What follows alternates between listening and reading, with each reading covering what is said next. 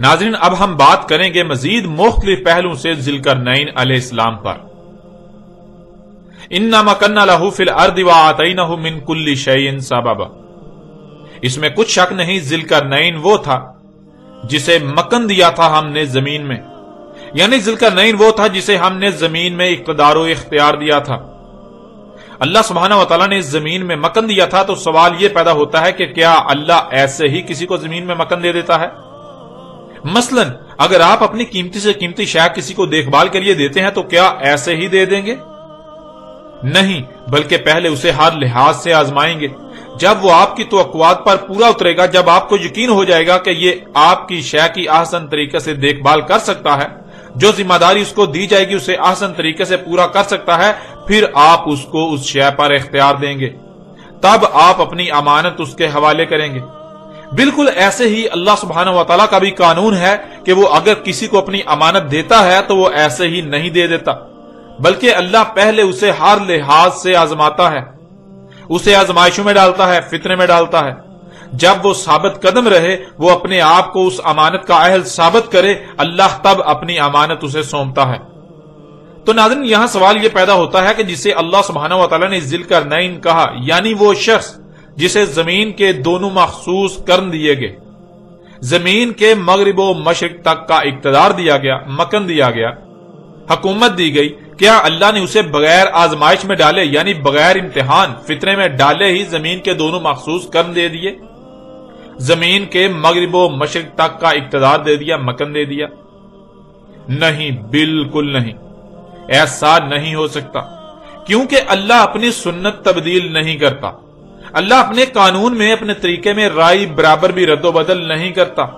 اللہ نے اسے بغیر آزمائے، یعنی بغیر فتنے میں ڈالے حکومت نہیں دی۔ اس لیے اب سوال یہ پیدا ہوتا ہے کہ وہ کون سا شخص ہے جسے اللہ سبحانہ وتعالی نے ذوالقرنین کہا، یعنی زمین کے مغرب و مشرق تک کی حکومت دی؟ اسے اتنی بڑی امانت دینے سے پہلے کب، کہاں اور کس موقع پر آزمایا، امتحان میں ڈالا، یعنی فتنے میں ڈالا، اور وہ اس فتنے کا شکار ہو کر اس امتحان میں ناکام ہونے کی بجائے اس فتنے کو پہچان کر ثابت قدم رہا، اور اس آزمائش میں، اس امتحان میں کامیاب ہو کر اللہ کی امانت زمین کا اہل ثابت ہوا، اور پھر اللہ سبحانہ وتعالی نے اسے زمین میں مکن دیا۔ جب اللہ سے یہ سوال کیا جائے تو اللہ سبحانہ وتعالی اس سوال کا جواب قرآن کی سورہ صاد میں دیتا ہے۔ سورہ صاد کی آیت نمبر 26 میں اللہ سبحانہ وتعالی نے کہا، یا داؤد انا جعلناک خلیفۃ فی الارض، اے داؤد اس میں کچھ شک نہیں، کر دیا ہم نے تجھے خلیفہ زمین میں، یعنی داؤد کو زمین میں خلیفہ بنایا۔ اور تھوڑا ہی آگے جا کر اسی سورت کی آیت نمبر 30 میں اللہ سبحانہ وتعالی نے کہا، وَوَهَبْنَا لِدَاؤُدَ سُلَيْمَانَ نِعْمَ الْعَبْدُ إِنَّهُ أَوَّابٌ۔ اس آیت کو سمجھنے کے لیے اس میں استعمال ہونے والے الفاظ کو جاننا بہت ضروری ہے۔ پہلا لفظ وہب اور دوسرا لفظ اواب۔ وہب کہتے ہیں کسی کو ہر طرح سے آزما کر اس وقت کوئی شے دینا جب کہ وہ ہر آزمائش پر پورا اتر کر ثابت کر دے کہ وہی اس کا اہل ہے۔ اور اواب کہتے ہیں ایسے گناہ، جرم وغیرہ سے توبہ کرنے کو جو اللہ کے غلام سے سرزد ہو، لیکن اس غلطی، گناہ یا جرم وغیرہ کا ذمہ دار غلام نہ ہو، بلکہ وہ غلام ایسا کام جو گناہ، جرم یا غلطی ہے وہ خالق و مالک کی طرف سے ہی، خالق و مالک کی غلامی سمجھ کر ہی کرے، لیکن اس وقت اسے اس کا شعور نہ ہو، اس لیے کہ خالق و مالک نے خود ہی کسی نہ کسی وجہ سے اپنے امر کے ذریعے اس سے وہ کام خود کرایا ہو۔ اور جب غلام کو اس کا شعور آ جائے، ادراک ہو جائے یا احساس ہو جائے کہ جسے وہ اپنے مالک اللہ کی غلامی سمجھ کر رہا ہے وہ تو اصل میں اس سے بغاوت ہے، وہ جرم ہے، وہ گناہ ہے، تو غلام فوراً اپنے خالق و مالک سے رجوع کرے، کیونکہ غلام کبھی بھی اپنے خالق و مالک کی نافرمانی نہیں کرتا الا یہ کہ اسے شعور نہ ہو، یا جب خالق کے قانون میں ہو کہ اب غلام نے وہ عمل ترک کرنا ہے تو خالق و مالک اپنے قانون کے مطابق اپنے غلام سے وہ عمل ترک کروا دے۔ اور یہ اللہ سبحانہ و تعالیٰ کی طرف سے اپنے غلام کے لیے امتحان کی غرض سے نہ صرف آزمائش، فتنہ ہوتا ہے، بلکہ اس کی تربیت بھی ہوتی ہے جس سے اسے علم و حکمہ حاصل ہوتے ہیں۔ یہ عربی میں اواب کہلاتا ہے۔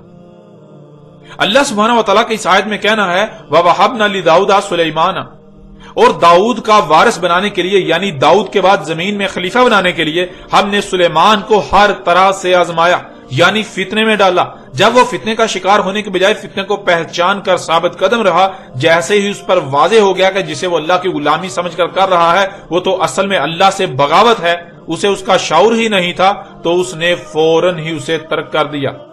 اور اللہ سے رجوع کر کے خود کو اس ذمہ داری کا اہل ثابت کیا، تو اسے زمین میں خلیفہ بنایا، یعنی اللہ سبحانہ وتعالی نے اپنی امانت سلیمان کے حوالے کر دی، داؤد کا وارث بنایا۔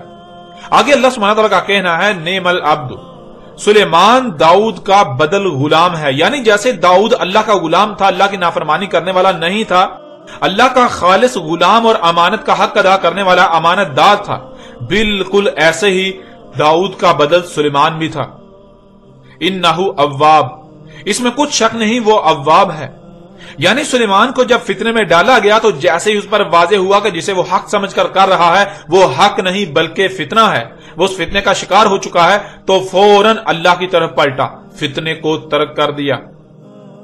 اب ناظرین آپ خود غور کریں، زمین میں مکن دینے کے لیے آزمایا گیا، فتنے میں ڈالا گیا سلیمان علیہ السلام کو، اور سلیمان علیہ السلام اللہ کی طرف سے ڈالے گئے ہر امتحان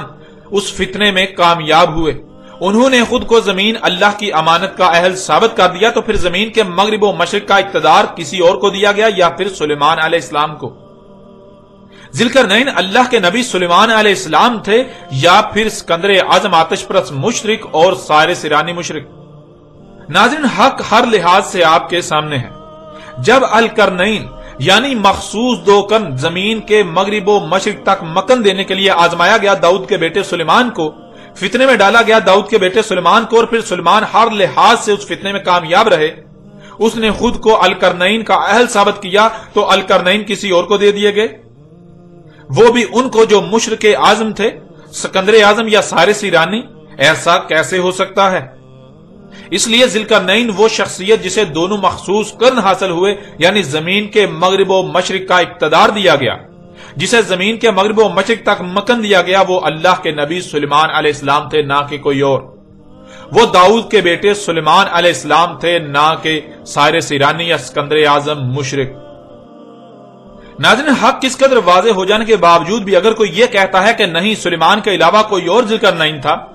تو جسے بھی وہ ذوالقرنین کہے اسے یہ ثابت کرنا ہوگا کہ اللہ نے اسے اس مقصد کے لیے اپنی امانت دینے کے لیے آزمایا،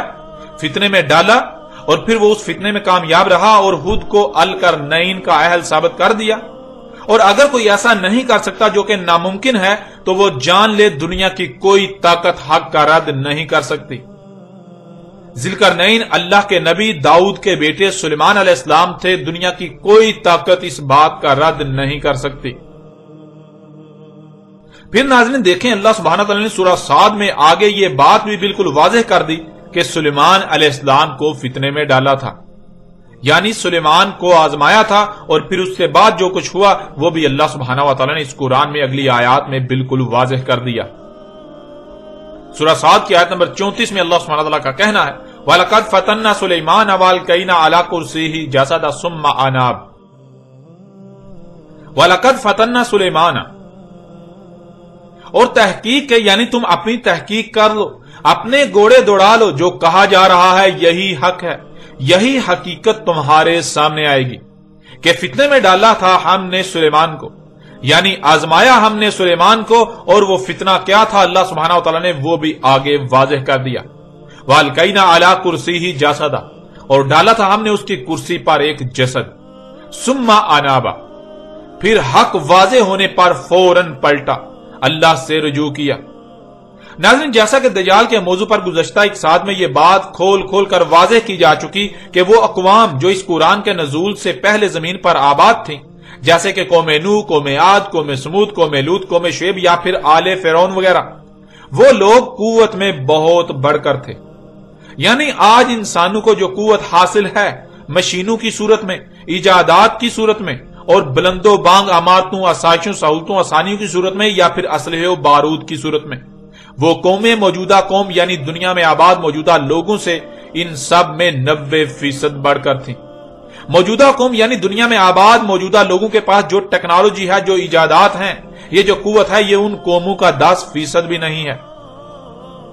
جیسے موجودہ قوم یعنی دنیا میں آباد موجودہ لوگ اپنی ایجادات کا ایک ہی پہلو سامنے رکھتے ہوئے اسے ترقی کا نام دیتے ہیں، اسے سائنسی ترقی کا نام دیتے ہیں، اور اس کے دوسرے پہلو سے بالکل غافل ہیں، اسے نظر انداز کر دیتے ہیں یا انہیں نظر ہی نہیں آتا۔ بالکل یہی معاملہ ان قوموں کا بھی تھا۔ جیسے موجودہ قوم یعنی دنیا میں آباد موجودہ لوگ اپنی ایجادات، ان سائنسی ایجادات کا ایک ہی پہلو سامنے رکھتے ہوئے اسے سائنسی ترقی کا نام دیتے ہیں اور اس کے دوسرے پہلو سے بالکل غافل ہیں، اسے نظر انداز کر دیتے ہیں یا انہیں نظر ہی نہیں آتا۔ بالکل یہی معاملہ ان قوموں کا بھی تھا۔ اور جب ترقی کے نام پر زمین و آسمانوں میں کیا گیا فساد عظیم ظاہر ہوا تو وہ قومیں اس کا ایسے شکار ہوئی کہ ان کا نام و نشان تک مٹ گیا۔ یعنی جدیدیت اور ترقی کے نام پر جب ان قوموں نے بھی موجودہ قوم کی طرح زمین و آسمانوں میں مفسد اعمال کیے، اور جب ان مفسد اعمال کے رد عمال انتہائی تباہ کن ہلاکتوں کی صورت میں وقوع پذیر ہوئے، تو ان کے اپنے ہی ہاتھوں سے کیے جانے والے اعمال کے سبب ان کا نام و نشان تک مٹ گیا، اور بعد والوں کو جو پیچھے بچے، جو کچھ وہ چھوڑ کر گئے تھے، اس کا وارث بنا دیا گیا۔ آل فرعون کو جب غرق کیا گیا تو جو کچھ آل فرعون چھوڑ کر گئے، اس کا وارث پیچھے رہ جانے والوں کو بنا دیا گیا، یعنی مصری قوم کو۔ اور پھر بعد میں جا کر جب داؤد علیہ السلام کو زمین میں خلیفہ بنایا گیا، یعنی داؤد علیہ السلام کو اقتدار حاصل ہوا، تو داؤد علیہ السلام نے مصر کو بھی فتح کر لیا۔ مصر فتح کرنے سے مصری قوم جو کہ نسل در نسل آل فرعون جو کچھ ترک کیے ہوئے تھے اس کی وارث تھی،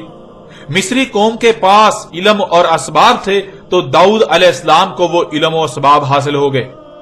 یعنی داؤد علیہ السلام کو اس وقت کی اعلیٰ ترین ٹیکنالوجی حاصل ہوئی، جس سے داؤد علیہ السلام کا اقتدار مزید مضبوط ہو گیا۔ اور جب داؤد کے بعد اس کے بیٹے سلیمان کو اقتدار منتقل ہوا تو اس وقت سلیمان کو اتنا علم نہیں تھا، لیکن سلیمان خالص اللہ کا غلام تھا۔ سلیمان نے دیکھا کہ جو کچھ اسے وراثت میں ملا ہے یہ سب عوام کی خدمت کے لیے ہے، اور یہی اس کی ذمہ داری ہے۔ یوں سلیمان علیہ السلام نے وراثت میں ملنے والی ٹیکنالوجی کو عوام کی فلاح و بہبود کے نام پر استعمال کرنا شروع کر دیا، انسانیت کی خدمت کے نام پر استعمال کرنا شروع کر دیا۔ جدید سفر کے ذرائع کی مارکیٹیں وجود میں آ گئی، بیجوں میں جنیاتی تبدیلیاں کر کے زیادہ خوشنما اور کم وقت میں فصلیں اگائی جانے لگیں، جس سے بیماریاں اور فساد آہستہ آہستہ بڑھنے لگا۔ سلیمان کو اس بات کا اندازہ نہیں تھا کہ ان بیماریوں کے بڑھنے کی وجوہات کیا ہیں، بلکہ وہ الٹا اپنے سائنسدانوں کو ان بیماریوں پر قابو پانے کے لیے ادویات کی تیاری میں لگائے رہا کہ وہ انسانیت کی خدمت کر رہے ہیں۔ یعنی وراثت میں ملنے والے تمام وسائل و اسباب کو انسانیت کی خدمت کے نام پر استعمال کیا جانے لگا، جو کہ در حقیقت فساد تھا۔ اور پھر ایک وقت ایسا آیا کہ سلیمان کے ہاں ایک بچہ پیدا ہوا جو نامکمل اور بے جان در تھا، جس وجہ سے سلیمان پر اس فتنے کی حقیقت بالکل چاک ہو گئی۔ جب سلیمان کے اپنے ہاں ایسا بچہ پیدا ہوا جو نامکمل اور بے جاندار تھا، تب سلیمان نے کہا کہ یہ اللہ کی خلق نہیں ہو سکتی، کیونکہ اللہ کے لیے تو ہے ہی حمد۔ اللہ ایسا خلق نہیں کرتا جس میں حمد نہ ہو، جس میں خامیاں، خرابیاں اور نقائص ہوں۔ اللہ تو احسن الخالقین ہے۔ اللہ جو بھی خلق کرتا ہے وہ احسن خلق کرتا ہے، ایسا بہترین خلق کرتا ہے جس سے بہتر اور کوئی نہ ہو، اور جو احسن نہیں ہے، جس میں خامیاں خرابیاں ہوں، وہ اللہ کی خلق نہیں ہو سکتی، اس کا خالق اللہ نہیں ہو سکتا۔ اس لیے جس میں اتنے بڑے بڑے عیوب ہوں، خامیاں ہوں، وہ اللہ کی خلق کیسے ہو سکتی ہے؟ وہ اللہ کی خلق نہیں ہے۔ ان خرابیوں اور عیوب کا ذمہ دار اللہ نہیں بلکہ کوئی اور ہے۔ اللہ کی خلق میں شرک کیا گیا، اللہ کے ساتھ اس کی خلق میں مداخلت کی گئی، اللہ کی خلق میں شرک کیا گیا، جس وجہ سے ایسا بچہ پیدا ہوا۔ تو حق کیا ہے اسے جاننے کے لیے سلیمان علیہ السلام نے اس نامکمل اور بے جان دردنما پیدا ہونے والے بچے پر تحقیقات کا حکم جاری کر دیا۔ جب تحقیقات کی گئی کہ ایسا بچہ پیدا ہونے کی وجوہات کیا ہیں، تو یہ بات سامنے آئی کہ جو کھاؤ گے وہی پروڈکٹ وجود میں آئے گی، جو کھاؤ گے وہی بنے گا۔ جو فصلیں اگائی جا رہی ہیں وہ انتہائی کم وقت میں زیادہ سے زیادہ اور خوش نما تو ہیں، لیکن ان کے استعمال کرنے والوں کو فساد ہی کا سامنا کرنا پڑے گا، کیونکہ انسانی جسم کو جن عناصر کی ضرورت ہوتی ہے ان میں وہ تمام عناصر نہیں پائے جاتے، اور ان کی مقدار و معیار بھی وہ نہیں ہوتا جو انسانی جسم کو درکار ہوتا ہے۔ یعنی ساری کی ساری ذمہ داری حکومت پر عائد ہوئی۔ ناظرین، جیسے آج کوئی واقعہ ہوتا ہے تو اس کی حقیقت جاننے کے لیے تحقیقاتی کمیٹی تشکیل جاتی ہے، جو تحقیقات کر کے اصل وجوہات اور اصل محرکات کو سامنے لاتی ہے، بالکل ایسے ہی جب سلیمان کے اپنے ہاں ایسا بچہ پیدا ہوا جو نامکمل اور بے جان تھا، ایک ڈر تھا، تو سلیمان نے یہ بات جاننے کے لیے کہ ایسا کیسے ہوا، کیوں ہوا، تحقیقاتی کمیٹی تشکیل دی، اس کی مکمل تحقیقات کروائیں۔ جب اس بچے پر تحقیقات کی گئیں تو اس کی ساری ذمہ داری حکومت پر عائد ہوئی۔ حکومت کے سربراہ چونکہ سلیمان علیہ السلام تھے، اس لیے ساری ذمہ داری سلیمان کی کرسی پر پڑی کہ سلیمان جو کہ ریاست کا سربراہ ہے، اس کی اجازت اور اس کے احکامات سے ہی بیجوں میں جنیاتی تبدیلیاں کی جا رہی ہیں، اس کے حکم سے ہی حکومتی سرپرستی میں انسانیت کی خدمت کے نام پر یہ سب ہو رہا ہے۔ حکومتی سرپرستی میں جنیاتی طور پر تبدیل شدہ بیجوں سے وجود میں آنے والی خوراک کے استعمال سے بیماریاں دن بدن بڑھتے جا رہی ہیں، فساد بڑھتا جا رہا ہے۔ تو جب ساری ذمہ داری سلیمان کی کرسی پر پڑی، تب سلیمان پر واضح ہوا کہ وہ فتنے کا شکار ہو چکا تھا، جسے وہ ترقی اور انسانیت کی خدمت کے نام پر کر رہا تھا، جسے وہ اللہ کی غلامی سمجھ کر رہا تھا، اصل میں تو یہ سب فساد ہے، یہ دجال ہے۔ وہ اس دجال کے فتنے کا شکار ہو چکا تھا، وہ اس کا ایک پہلو دیکھ رہا تھا، دوسرا پہلو جو کہ اصل حقیقت تھی وہ اس سے بالکل چھپی ہوئی تھی، وہ تو اب سامنے آئی۔ تو جیسے ہی سلیمان پر یہ فتنہ جو کہ دجال کا فتنہ تھا، اس کی حقیقت واضح ہوئی، تو سلیمان علیہ السلام نے فوراً اللہ سے رجوع کیا، جس کا ذکر اللہ نے اسی آیت میں کر دیا، وَلَقَدْ فَتَنَّا سُلَيْمَانَ وَأَلْقَيْنَا عَلَى كُرْسِيهِ جَسَدًا ثُمَّ أَنَابَ۔ اور تحقیق کے فتنے میں ڈالا ہم نے سلیمان کو، آزمایا ہم نے سلیمان کو اور ڈالا ہم نے اس کی کرسی پر ایک جسد، پھر وہ فتنہ واضح ہونے پر، حق واضح ہونے پر فوراً اللہ کی طرف پلٹا۔ قال رب اغفر لی وہب لی ملکا لا ينبغی لأحد من بعدی انک انت الوہاب۔ قال رب اغفر لی، کہا تھا سلیمان نے، اے میرے رب غفر کر میرے لیے، یعنی اب تک جو کچھ بھی ملاوٹیں ہوئیں، فطرت میں چھیڑ چھاڑ ہوئی میری وجہ سے، ان ملاوٹوں کو نکال کر مخلوقات کو، فطرت کو فساد سے پاک کرنا بھی میرے لیے کر دے، کہ آج تک جو بھی فساد ہوا، فطرت میں چھیڑ چھاڑ کر کے اسے ملاوٹ زدہ کیا گیا، اسے عیب زدہ کیا گیا، اس میں خامیاں پیدا کی گئیں، اسے ان ملاوٹوں سے پاک کرنے، اس فساد کو روکنے کے لیے، تاکہ دوبارہ ہر شے خالص ہو جائے، اپنی اصل حالت میں آ جائے، مجھے ہی یہ ذمہ داری دے۔ وَحَبْ لِي مُلْكًا لَا يَنْبَغِي لِأَحَدٍ مِّن بَعْدِي، اور مجھے ہر طرح سے آزما چکنے کے بعد، جبکہ میں اس کا اہل ثابت ہو چکا، ایسا ملک دے جو میرے بعد کسی ایک کے لیے بھی نہ ہو۔ اِنَّكَ أَنْتَ الْوَهَّابُ، اس میں کچھ شک نہیں، تو ہی ہے جو ہر طرح سے آزما کر اس کا اہل ثابت ہو جانے کے بعد دے رہا ہے۔ ناظرین، اسے ایک مثال سے سمجھ لیجئے۔ مثال کے طور پر آپ کسی ایسے کارخانے میں کام کرتے ہیں جس کے بارے میں معاشرے میں مشہور ہے کہ وہ ادویات بنا کر انسانیت کی خدمت کر رہا ہے، لیکن حقیقت یہ نہیں ہے، بلکہ حقیقت اس کے بالکل برعکس ہے۔ حقیقت یہ ہے کہ اس کارخانے میں ادویات نہیں، بلکہ ادویات کے نام پر زہر تیار کر کے لوگوں کو کھلایا جا رہا ہے، لوگوں کی زندگیوں کے ساتھ کھیلا جا رہا ہے، اور لوگ اس دھوکے کا شکار ہیں، یعنی ہر کوئی اسے مسیحا ہی سمجھتا ہے۔ اب اگر آپ سے کوئی یہ کہتا ہے کہ آپ جس کارخانے میں کام کرتے ہیں وہاں ادویات نہیں بلکہ زہر بنا کر لوگوں کو کھلایا جا رہا ہے، لوگوں کی زندگیوں کے ساتھ کھیلا جا رہا ہے، تو کیا آپ ساری دنیا کے برعکس اس بات کو مان لیں گے؟ نہیں، آپ بالکل نہیں مانیں گے،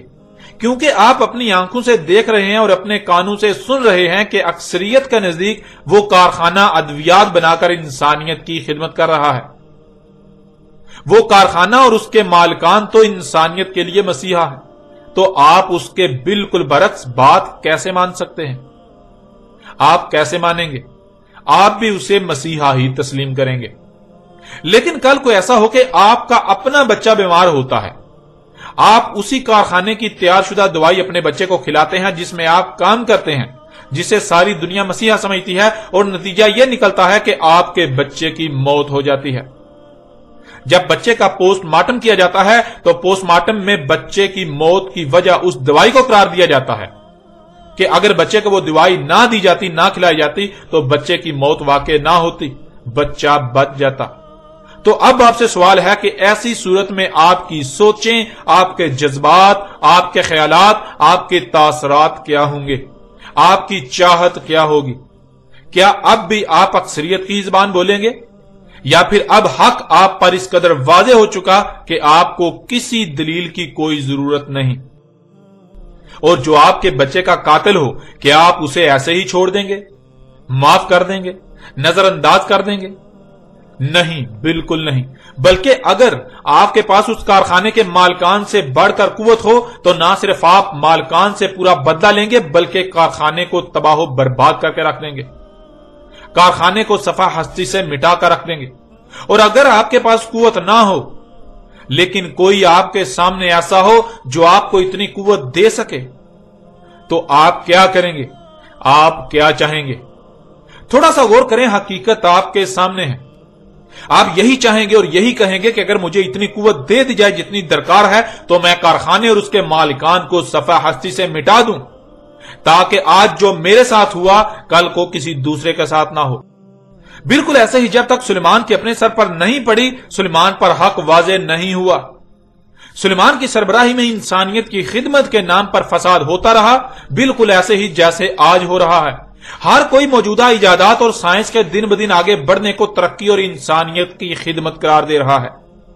لیکن جیسے ہی سلیمان کے اپنے سر پر پڑی اور سلیمان پر حقیقت واضح ہوئی، دجال کا قتل ہو گیا، تو سلیمان نے دیکھا کہ اس وقت تو پوری کی پوری دنیا میں ترقی کے نام پر فساد ہو رہا ہے۔ تو سلیمان نے اپنے رب سے دعا کی، اے میرے رب، مجھے تو نے فتنے میں ڈالا جو کہ اب مجھ پر واضح ہو چکا،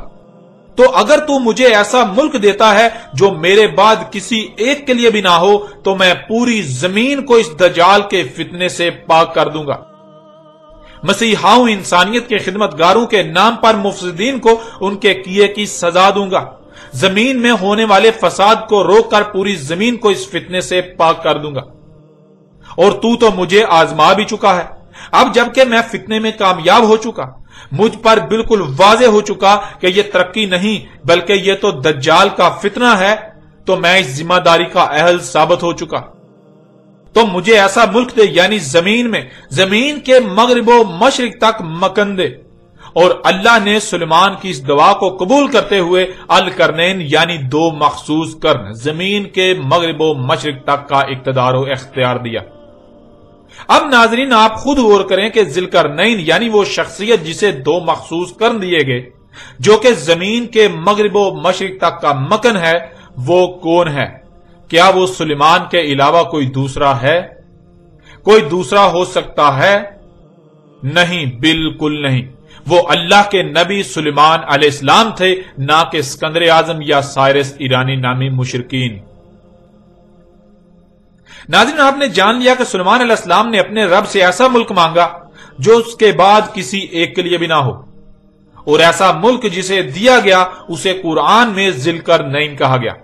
تو کیا ذوالقرنین سلیمان کے علاوہ کوئی اور ہو سکتا ہے؟ نہیں، بالکل نہیں۔ بلکہ اس پہلو سے بھی یہ بات بالکل کھل کر واضح ہو جاتی ہے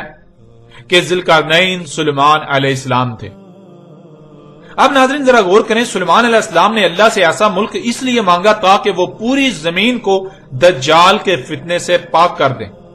جس کے لیے ہر شے سے اسباب کی ضرورت تھی۔ تو ظاہر ہے سلیمان کو ہر شے سے اسباب دیے گئے، لیکن جسے ہر شے سے اسباب دیے گئے قرآن اسے ذوالقرنین کہہ رہا ہے، تو پھر ذوالقرنین کون ہوا؟ اس پہلو سے بھی بالکل واضح ہو جاتا ہے کہ ذوالقرنین سلیمان علیہ السلام تھے، نہ کہ کوئی اور۔ سلیمان نے ملک عظیم مانگا تھا، جس سے یہ بات بالکل واضح ہو جاتی ہے کہ سلیمان کے پاس زمین کے مغرب میں ہونے والے فساد کی خبریں بھی آئیں اور اسی طرح زمین کے مشرق میں ہونے والے فساد کی خبریں بھی۔ اور پھر سلیمان نے نہ صرف زمین کے مغرب جہاں خشکی ختم ہو جاتی ہے، آگے سمندر ہی سمندر ہے، وہاں تک کا سفر کیا، وہاں تک زمین کو فساد سے پاک کیا، مفسدین کو ان کے کیے کی سزا دی، شیاطین کو قتل و قید کیا، اور جو کچھ کرنا لازم تھا وہ کیا۔ بلکہ بالکل اسی طرح زمین کے مشرق میں جہاں خشکی ختم ہو جاتی ہے اور آگے سمندر ہی سمندر ہے، وہاں بھی کیا۔ تو اس کا قرآن میں ذکر آنا لازم ہے، اور جب قرآن سے سوال کیا جائے تو قرآن میں سورہ الکہف کے اسی مقام پر ہی اس سب کا ذکر کیا جا رہا ہے، اور جس نے زمین کے مغرب و مشرق کے سفر کیے، وہاں مفسدین کو قتل و قید کیا، زمین کی اصلاح کی، زمین کو فساد سے پاک کیا، اسے ذی القرنین کہا جا رہا ہے۔ اب آپ خود فیصلہ کریں کہ ذی القرنین کون ہے؟ کیا سلیمان کے علاوہ کوئی دوسرا ذی القرنین ہو سکتا ہے؟ نہیں، بالکل نہیں۔ ذی القرنین اللہ کے نبی سلیمان علیہ السلام تھے، نہ کہ اسکندر اعظم یا سائرس ایرانی نامی مشرکین۔ پھر ناظرین سورہ صاد کی ان آیات میں دیکھیں جو اس وقت آپ کو سکرین پر نظر آ رہی ہیں۔ فَسَخَّرْنَا لَهُ الرِّيحَ تَجْرِي بِأَمْرِهِ رُخَاءً حَيْثُ أَصَابَ، بس سخر کر دی ہم نے اس کے لیے ہوا، یعنی اس کے اختیار میں دے دیا ہم نے ہوا کو، جو اس کے امر سے بہتی تھی، جو کہ اس کے تیز ترین سواری کے ذرائع تھے جہاں کہیں بھی اس کو جانا ہوتا تھا۔ وَالشَّيَاطِينَ كُلَّ بَنَاءٍ وَغَوَّاصٍ، اور شیاطین کو اس کے اختیار میں دے دیا، یعنی شیاطین پر اسے دسترس دے دی، جو ہر طرح کی تعمیرات کرنے والے تھے، مادی یا غیر مادی تعمیرات، اور وہ تعمیرات بھی سمندروں میں پانیوں میں غوطہ زن ہو کر بنائی گئیں، یا وہ شیاطین بھی اس کی دسترس میں دے دیے جو پانیوں میں سمندروں میں غوطہ خوری کرنے والے تھے۔ وَآخَرِينَ مُقَرَّنِينَ فِي الْأَصْفَادِ، اور دوسرے وہ شیاطین بھی اس کے اختیار میں دے دیے، ان دوسرے شیاطین پر بھی اسے دسترس دے دی جسے اس نے ہتھ کڑیوں زنجیروں وغیرہ میں جکڑا، انہیں قید کیا، ان کی رہائی کو مشروط کر دیا۔ هَذَا عَطَاؤُنَا فَامْنُنْ أَوْ أَمْسِكْ بِغَيْرِ حِسَابٍ، یہ ہماری عطا ہے جو ہم نے اسے عطا کیا، بس وہ انہیں امان دے، یعنی ان پر دسترس پائی تو ان کو ان کی چاہت کے مطابق رہا کر دے، انہیں کوئی سزا نہ دے یا انہیں رہا کرے، ان سے جو چاہے کام لے، جہاں چاہے ان کا استعمال کرے، کسی بھی قسم کا کوئی حساب نہیں لیا جائے گا۔ سلیمان علیہ السلام کو جب دجال کے فتنے میں ڈالا گیا اور انہوں نے دجال کے فتنے کو پہچان کر فوراً اللہ سے رجوع کیا، اللہ کی امانت کے اہل ثابت ہوئے، تو سلیمان علیہ السلام نے ایسا ملک مانگا جو اس کے بعد کسی ایک کو بھی نہ دیا جائے، جو اس کے بعد کسی ایک کے لیے بھی نہ ہو۔ تو نہ صرف سلیمان کو ایسا ملک دیا گیا، بلکہ اگلی آیات میں اللہ سبحانہ و تعالیٰ نے جو کچھ سلیمان کو عطا کیا اور جیسے عطا کیا اس کا ذکر بھی کر دیا، جیسے کہ سلیمان کے لیے ہوا کو مسخر کیا، اور وہ اپنے تیز ترین سواری کے ذرائع سے جہاں چاہتے انتہائی تیز رفتاری سے سفر کرتے۔ یہاں سوال یہ پیدا ہوتا ہے کہ وہ سفر انہوں نے کہاں اور کیوں کیے؟ تو اگلی ہی آیات میں اس سوال کا جواب بھی دے دیا۔ سلیمان کو ایسے ایسے ماہر شیاطین پر دسترس دی گئی جو ہر طرح کی مادی اور غیر مادی تعمیرات کے ماہر تھے، اور وہ بھی جو پانیوں میں سمندروں میں غوطہ خوری کے ماہر تھے،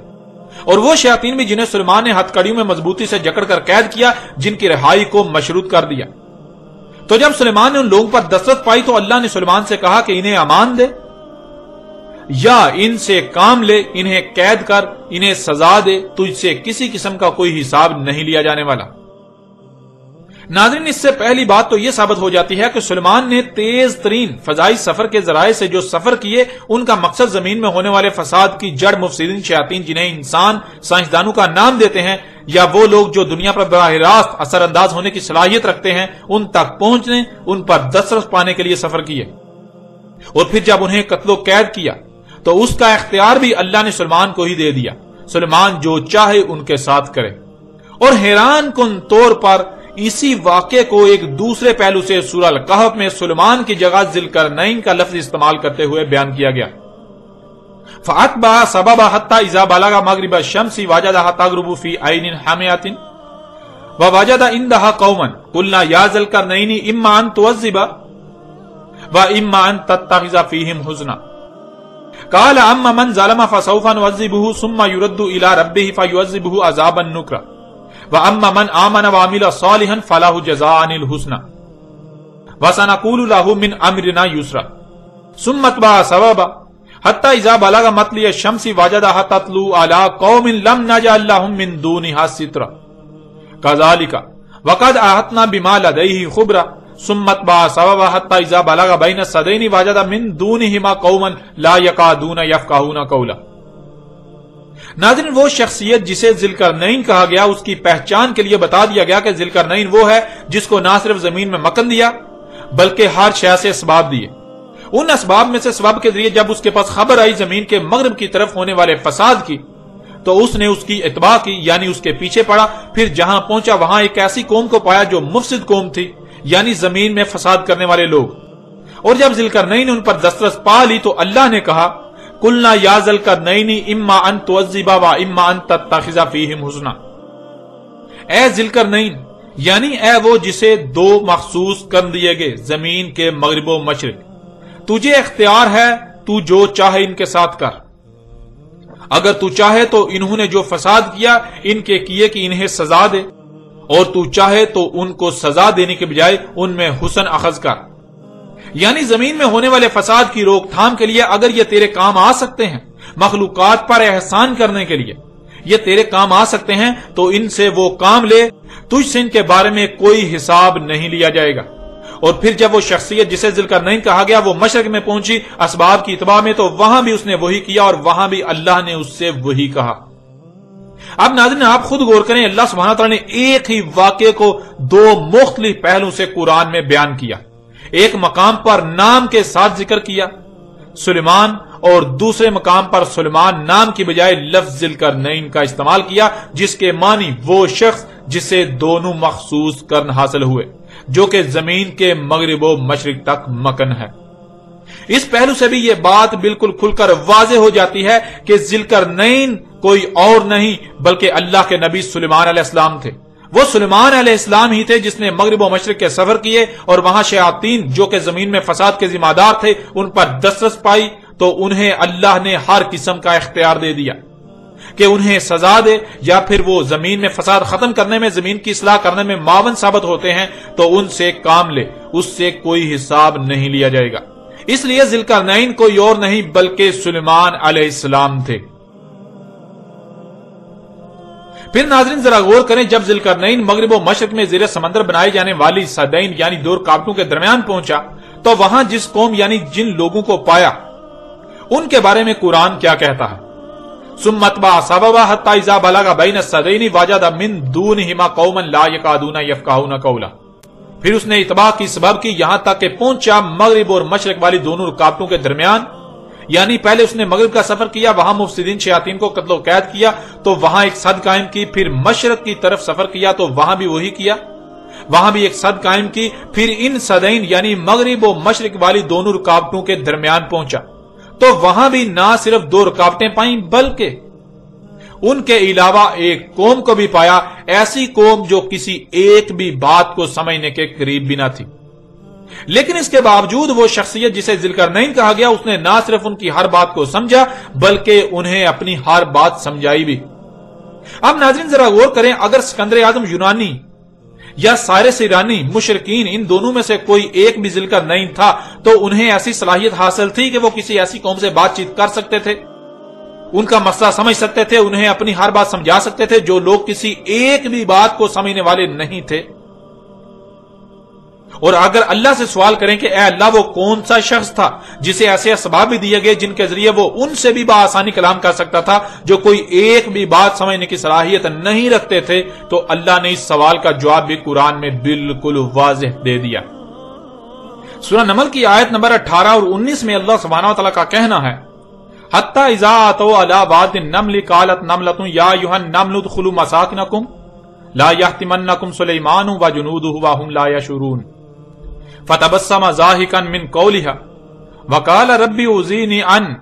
اشکر نعمتک التی انعمت علی وعلی والدی وان اعمل صالحا ترضاه وادخلنی برحمتک فی عبادک الصالحین۔ سورہ نمل کی ان آیات میں اللہ سبحانہ تعالی نے یہ بات واضح کر دی کہ سلیمان علیہ السلام وہ شخصیت تھے جنہیں انسان تو انسان بلکہ جاندار یہاں تک کہ چیونٹیوں تک سے کلام کرنے کی صلاحیت دی گئی تھی۔ سلیمان علیہ السلام وہ شخصیت تھے جنہیں ایسے اسباب بھی دیے گئے تھے جن سے وہ ہر کسی سے کلام کر سکتے تھے، وہ ایسے لوگوں سے بھی کلام کر سکتے تھے، بات کر سکتے تھے جو کوئی ایک بات بھی سمجھنے کی صلاحیت نہیں رکھتے تھے۔ ناظرین سے یہ بات بالکل کھل کر واضح ہو جاتی ہے کہ ذوالقرنین کوئی اور نہیں بلکہ اللہ کے صالح نبی سلیمان علیہ السلام تھے، جنہوں نے ایک ایسی قوم سے بآسانی کلام کیا جو کسی ایک بھی بات کو سمجھنے یا سمجھانے کی صلاحیت نہیں رکھتی تھی۔ اور اگر سورہ نمل کی ان آیات کو سامنے رکھا جائے تو سلیمان علیہ السلام کا چیونٹیوں کا کلام سمجھنے کا ذکر کرنا آخر کس مقصد کے لیے قرآن میں بیان کیا گیا؟ اللہ سبحانہ و تعالیٰ کچھ بھی بغیر کسی مقصد کے نہیں کرتا، وہ جو بھی کرتا ہے حق کے ساتھ، یعنی کسی نہ کسی مقصد کے لیے کرتا ہے۔ اس کے ہر کام کے پیچھے کوئی نہ کوئی مقصد ضرور ہوتا ہے۔ تو ذرا غور کریں، ایک شخص کا چیونٹیوں کی بات کو سمجھنے کی صلاحیت رکھنے کا ذکر کرنا کس مقصد کے لیے بیان کیا گیا؟ سورہ الکہف میں بیان کیے جانے والے ذی القرنین کے واقعے کی روشنی میں دیکھیں تو یہ بات بالکل کھل کر واضح ہو جائے گی کہ اللہ سبحانہ وتعالی نے ذی القرنین کو واضح کرنے کے لیے قرآن میں یہ آیات اتاری۔ اس کے علاوہ ان آیات کے جو مقاصد ہیں ان پر بھی آگے چل کر اپنے موضوع کے تحت بات ہوگی، لیکن یہاں اس پہلو سے بھی یہ بات بالکل کھل کر واضح ہو جاتی ہے کہ ذی القرنین اللہ کے نبی سلیمان علیہ السلام تھے، نہ کہ کوئی اسکندر اعظم یا سائرس ایرانی نامی مشرک۔ پھر ناظرین ذرا غور کریں، جب ذی القرنین صدعین کے درمیان پہنچا اور وہاں دو چٹانوں کے درمیان درے کو بند کیا، اس درے کو بند کرنے کے لیے 12 کلومیٹر لمبی اور 5 کلومیٹر بلند چوٹیوں پر مشتمل سد قائم کی، رکاوٹ تعمیر کی، ایسی سد جو پوری ایک قوم کے بس کا کام نہیں تھا جو ذی القرنین نے کیا۔ ذرا غور کریں، کیا وہ سد بغیر اسباب کے بنائی جا سکتی تھی؟ اس کے لیے زبر الحدید یعنی خام صورت میں لوہا جو کہ پہاڑوں کو کاٹ کر پتھروں کی صورت میں حاصل ہوتا ہے، پہاڑوں کی مائننگ سے حاصل ہوتا ہے، وہ استعمال کیا گیا جو کہ لاکھوں ٹن پر مشتمل تھا۔ آخر وہ خام لوہا پہاڑوں سے کیسے حاصل کیا گیا؟ اس سے 12 کلومیٹر لمبی اور 5 کلومیٹر بلند آسمان کو چھوتی چوٹیاں کیسے بنائی گئیں؟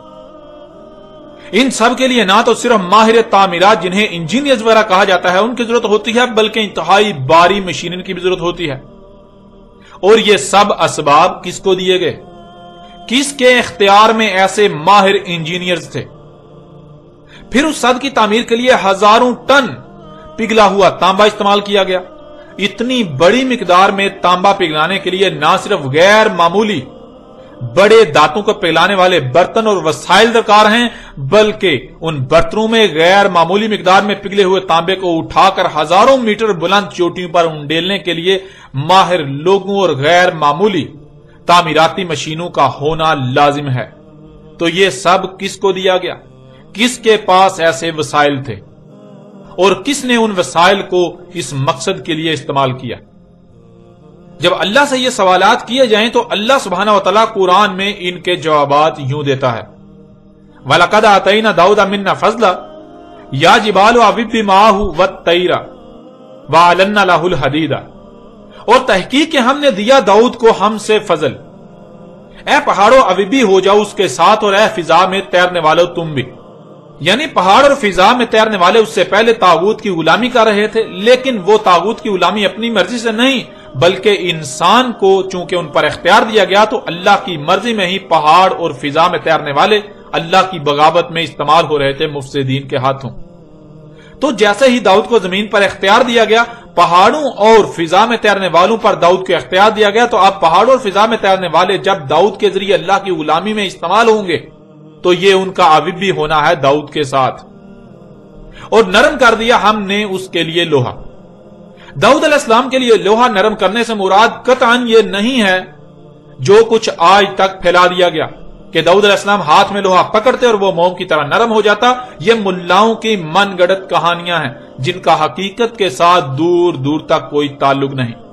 اللہ سبحانہ و تعالیٰ نے قرآن میں بالکل واضح کر دیا کہ داؤد کو علم دیا تھا، اس علم کے ذریعے داؤد کے لیے لوہے کو نرم کر دیا، یعنی داؤد علیہ السلام کو وہ علم دیا جس علم سے لوہے کو پگھلا کر اس سے جو چاہے بنایا جا سکتا ہے۔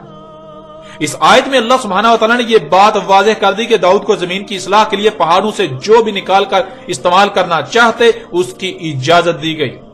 داؤد علیہ السلام پہاڑوں سے خام صورت میں لوہا نکال کر اسے پگھلا کر خالص کرتے اور پھر اس سے ہتھیار وغیرہ بناتے، اور بعد میں سلیمان کو داؤد کا وارث بنایا گیا، جیسا کہ اس آیت میں واضح کر دیا، وَوَارِثَ سُلَيْمَانَ دَاؤُدَ، یعنی جیسے پہاڑوں کو زمین کی اصلاح کے لیے جہاں بھی استعمال کرنے کی ضرورت پڑے داؤد کو اس کی اجازت دی گئی تھی، بالکل ایسے ہی وہ فضل سلیمان کو بھی حاصل ہو گیا داؤد کا وارث بننے سے۔ ناظرین، یوں اس سوال کا جواب اللہ سبحانہ تعالیٰ نے اس آیت میں ہی دے دیا کہ ذوالقرنین نے جو دو چٹانوں کو خام لوہے سے بند کیا، وہ خام لوہا پہاڑوں کی صورت میں سلیمان کو عطا کیا گیا. اس لیے ذوالقرنین کوئی اور نہیں بلکہ سلیمان علیہ السلام تھے. اس وقت آپ کو سکرین پر سورہ نمل کی آیت نمبر 16 اور 17، سورہ سبا کی آیت نمبر 12، 13 اور سورہ صاد کی آیت نمبر 36، 37، 38 اور 39 نظر آ رہی ہیں. ان آیات میں اللہ سبحانہ تعالیٰ کا کہنا ہے کہ سلیمان کو داؤد کا وارث بنا دیا، سلیمان کو علم دیا گیا، وہ علم جو سلیمان کے بعد کسی کو بھی حاصل ہوا نہ ہو سکے گا. سلیمان کو ہر شے میں سے دیا گیا. سلیمان کے لیے اس کے لشکر، اس کی فوجیں جنوں ان سے اکٹھی کی گئیں. سلیمان کو ہواؤں میں سفر کرنے کے تیز ترین سواری کے اسباب بھی دیے گئے. ہوا کو مسخر کر دیا گیا. ہر طرح کی تعمیرات کرنے والے ماہر سے ماہر شیاطین میسن سلیمان کے اختیار میں دے دیے گئے. سمندروں میں غوطہ خوری اور سمندروں میں کسی بھی طرح کے کام کرنے والے ماہرین دیے گئے. سلیمان کے لیے پگھلے ہوئے تانبے کا چشمہ جاری کر دیا گیا، یعنی بڑی مقدار میں تانبا سلیمان نے کہیں ایسے پگھلا کر استعمال کیا جیسے کہ تانبے کا چشمہ جاری کر دیا گیا ہو. جنوں ان سے ہر طرح کے ماہرین، سائنسدان، انجینئر، تعمیراتی کاموں کے ماہر، ایجادات کرنے والے، سب کے سب سلیمان کے لیے کام کرتے تھے. ہر طرح کا جدید ترین اسلحہ بناتے، اور وہ سب کا سب بناتے جو پہلی ہلاک شدہ اقوام بھی بنا چکی تھیں. جس کی بھی اللہ کے قانون میں زمین کی اصلاح کے لیے ضرورت ہوتی، وہ سب وہ سلیمان کے لیے بناتے. لوہے، تانبے اور دانتوں کو پگھلانے کے لیے اتنے بڑے بڑے برتن جن میں دانتیں، لوہا اور تانبا وغیرہ پگھلایا جاتا جیسے کہ تالاب ہوں، وہ سلیمان کو دیے گئے. پہاڑوں کی طرح بلند و بانگ اور غیر متزلزل چوٹیاں بنانے کے لیے ایسی چوٹیاں جنہیں کوئی کھود نہ سکے، ڈھا نہ سکے، سوراخ نہ کر سکے،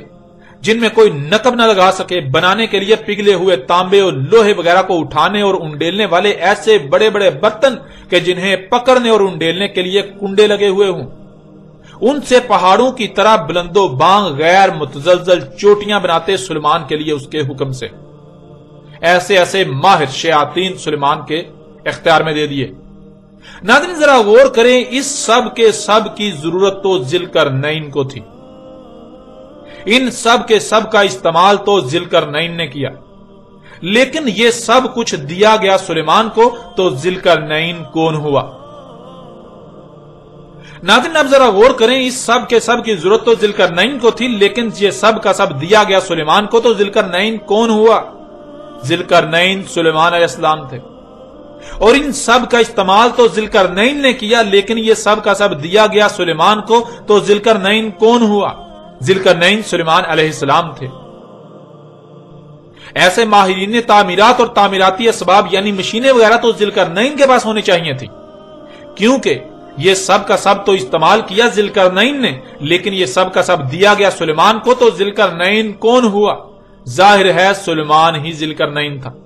غیر معمولی مقدار میں تو تانبے کو پگھلا کر ذوالقرنین نے استعمال کیا صد کی تعمیر میں، لیکن غیر معمولی مقدار میں تانبا دیا گیا سلیمان کو. اسے پگھلانے کے لیے تالابوں کی مانند کنڈے لگے برتن، جن سے ان تالابوں نماد برتنوں میں پگھلے ہوئے تانبے کو نہ صرف پگھلایا جا سکے اور پگھلایا بلکہ اٹھایا جا سکے، اور اٹھایا کس نے؟ سلیمان نے. اور جن مشینوں، جس قوت سے اٹھایا گیا، یہ سب کا سب کسے دیا گیا؟ یہ سب کا سب دیا گیا سلیمان کو. تو ذوالقرنین کون ہوا؟ ظاہر ہے ذوالقرنین تو سلیمان اللہ کا نبی ہی تھا، نہ کہ کوئی اور. پھر ناظرین 12 کلومیٹر لمبی اور 5 کلومیٹر بلند چوٹیاں بنائیں ذوالقرنین نے دو چٹانوں کو درمیان سے بند کرنے کے لیے، لیکن ان چوٹیوں کو بنانے کا تمام تر ساز و سامان اور ماہرین دیے گئے سلیمان کو، جنہوں نے سلیمان کے حکم سے ایسی بلند و بانگ اور غیر متزلزل چوٹیاں بنائیں جنہیں کوئی توڑ نہ سکے، ہلا نہ سکے، ان میں کوئی نقب نہ لگا سکے، ان میں کوئی سوراخ نہ کر سکے، انہیں کوئی ہلا نہ سکے. اور یہ بنائیں زمین میں اصلاح کی غرض سے، فساد کا رستہ روکنے کی غرض سے. تو پھر آپ خود غور کریں کہ ذوالقرنین کون ہوا؟ کیا ذوالقرنین سلیمان کے علاوہ کوئی اور تھا، ہے اور ہو سکتا ہے؟ نہیں، بالکل نہیں. یوں اس حوالے سے بھی بالکل واضح ہو گیا کہ ذوالقرنین اللہ کے نبی سلیمان علیہ السلام تھے. زمین کے مغرب و مشرق میں زمین کی اصلاح کے لیے مفسدین کا رستہ روکنے کے لیے ان سے جنگ کرنے کے لیے سفر کیے ذوالقرنین نے، جس کے لیے نہ صرف سفری اسباب کی ضرورت تھی بلکہ اللہ کے دشمنوں سے مقابلے کے لیے انتہائی جدید اور قوت کا حامل اسلحہ ذوالقرنین کو درکار تھا۔ لیکن ایسا اسلحہ بنانے کے ماہرین دیے گئے سلیمان کو، ایسا اسلحہ وہ بناتے تھے سلیمان کے لیے، یعنی اسلحہ دیا گیا سلیمان کو اور استعمال کرنے والے کو ذوالقرنین کہا جا رہا ہے۔ تو کیا یہ دو الگ الگ شخصیات کا ذکر کیا جا رہا ہے یا پھر ایک ہی شخصیت کا ذکر کیا جا رہا ہے؟ ایک ہی شخصیت کا ایک مقام پر اس کا نام کے ساتھ ذکر کیا جا رہا ہے اور دوسرے مقام پر اس کے اسم یعنی اسے جو خاص صلاحیت یا خاصیت حاصل تھی اس سے اس کا ذکر کیا جا رہا ہے۔ یوں ناظرین اس پہلو سے بھی یہ آپ پر بالکل کھل کر واضح کر دیا گیا کہ ذوالقرنین اللہ کے نبی سلیمان علیہ السلام تھے، نہ کہ کوئی اور۔ پھر ناظرین تماثیل یعنی وہ جو گزشتہ ہلاک شدہ اقوام بنا چکی تھیں، بالکل انہی کی مثل کی ضرورت پڑی ذوالقرنین کو۔ جیسے کہ آپ دیکھتے ہیں مصر میں آج بھی آل فرعون کے غیر متزلزل چوٹیوں کی صورت میں آثار موجود ہیں، جنہیں آج اس جدید دور میں بھی معجزات اور عجائب تسلیم کیا جاتا ہے۔ قوم نوح پر طوفان آیا، اس میں لہریں پہاڑوں کی مانند کئی کئی کلومیٹر بلند تھیں، جس کی وجہ یہ تھی کہ قوم نوح اتنی بلندی پر پہنچ چکی تھی۔ ان کی عمارتیں پہاڑوں کی مانند کئی کئی کلومیٹر بلند تھیں۔ ان عمارتوں کو بنانے کے لیے غیر معمولی قوت کی حامل مشینیں تھیں، اور ان سب کی تماثیل کی ضرورت تو ذوالقرنین کو پیش آئی۔ آل فرعون کی مثل چوٹیاں تعمیر کرنے کی ضرورت تب پیش آئی جب ذوالقرنین صدین کے درمیان پہنچا۔ وہاں دو چٹانوں کو درمیان سے بند کرنا تھا، انہیں بند کرنے کے لیے قوم نوح کی تماثیل کی ضرورت تھی۔ اور ان آیات میں اللہ سبحانہ تعالیٰ کا کہنا ہے کہ جن کو سلیمان نے قید کیا ہوا تھا، شیاطین جن و انس کو، وہ سلیمان کے لیے جو اللہ کے قانون میں ہوتا تماثیل بناتے، یعنی وہ بالکل ویسا ہی بناتے جیسا ہلاک شدہ اقوام بنا چکی تھیں۔ تو ناظرین آپ غور کریں کہ پھر ذوالقرنین کون ہوا؟ کیا سلیمان کے علاوہ کوئی اور ذوالقرنین ہو سکتا ہے؟ نہیں، بالکل نہیں۔ وہ اللہ کے نبی سلیمان علیہ السلام تھے، نہ کہ اسکندر اعظم یا سائرس ایرانی نامی مشرکین۔ پھر ناظرین آپ قرآن اٹھا کر دیکھیں تو پورے قرآن میں صرف اور صرف دو مقامات پر ہی غیر معمولی مقدار میں پگھلے ہوئے تانبے کا ذکر کیا گیا۔ ان میں سے ایک مقام پر اس کے استعمال کا ذکر کیا گیا اور استعمال کرنے والے کو ذوالقرنین کہا گیا، اور دوسرے مقام پر اس کا ذکر کیا گیا جسے وہ اتنی غیر معمولی مقدار میں تانبا دیا گیا، جس نے وہ غیر معمولی مقدار میں تانبا پگھلایا، اور وہ سلیمان علیہ السلام تھے۔ اب آپ خود غور کریں کہ کیا ذوالقرنین اور سلیمان دو الگ الگ شخصیات تھیں یا پھر ایک ہی شخصیت سلیمان علیہ السلام؟ وہ سلیمان علیہ السلام تھے جنہیں دوسرے مقام پر ذوالقرنین کہا جا رہا ہے، یعنی سلیمان ہی وہ شخصیت تھی جسے دو مخصوص قرن حاصل تھے، اور دو مخصوص قرن زمین کے مغرب اور مشرق تھے۔ سلیمان ہی وہ شخصیت تھی جسے زمین کے مغرب و مشرق تک کا اقتدار دیا گیا، یعنی مکن دیا گیا۔ اب ناظرین دنیا کی کوئی طاقت اس حق کا رد نہیں کر سکتی کہ ذوالقرنین داؤد علیہ السلام کے بیٹے سلیمان علیہ السلام تھے۔